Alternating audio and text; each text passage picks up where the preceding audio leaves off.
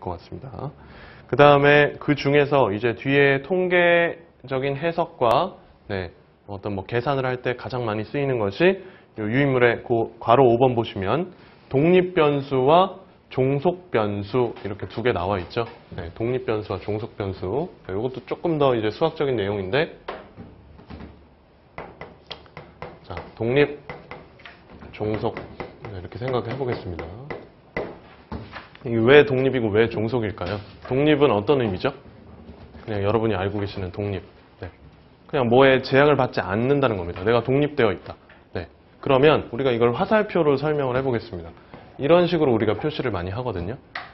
독립변수가 종속변수에 영향을 줍니다. 영향을. 얘는 반대로 화살표를 받지 않아요. 영향을 안 받아요. 종속변수는 그러니까 무슨 얘기죠? 얘 스스로 어떤 걸 할 수 있는 게 아니고 독립변수가 주는 거에 따라서 달라지는 겁니다. 여기에 종속되어 있다는 거죠.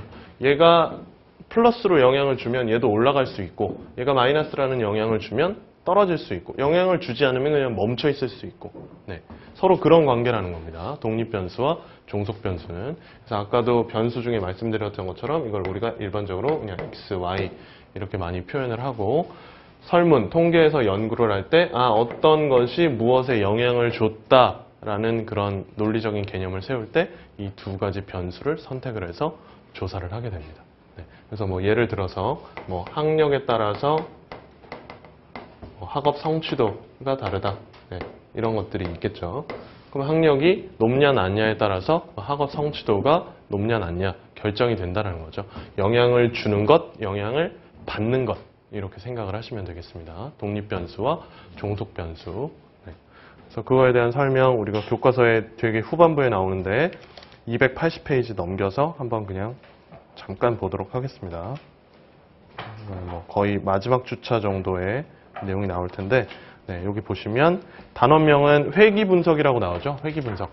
회귀분석이라는 것이 여기 제가 조금 전에 그려드렸던 그냥 이 과정을 하나의 회귀분석이라고 합니다.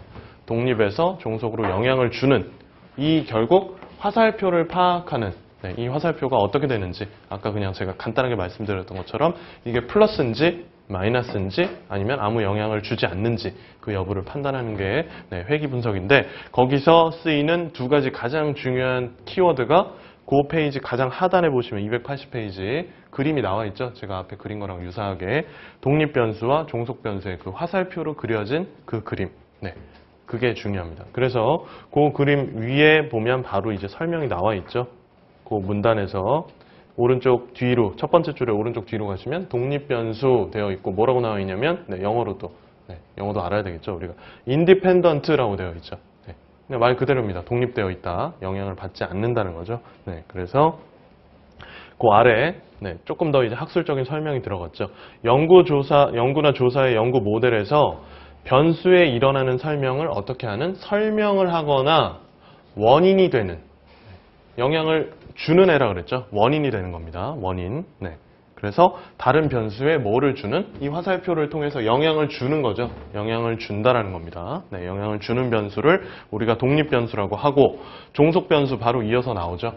independent에서 뭐를 뺀? 앞에 in을 뺀 dependent. 영향을 받는다라는 거죠. 영향을 받는 변수. 그래서 여기 나온 것처럼 연구나 조사에서 설명이 되어지거나 어떤 결과가 되어서 다른 변수로부터 영향을 받는 변수, 이렇게 우리가 이해를 하시면 되겠습니다. 그래서 연구에서 우리가 이렇게 크게 봤을 때 두 가지로 변수가 결정이 된다는 거. 이건 이제 뒷부분으로 가면서 더 많이 이제 나오는 빈도가 높아지기 때문에 미리 좀 알고 계시면은 도움이 될 것 같습니다.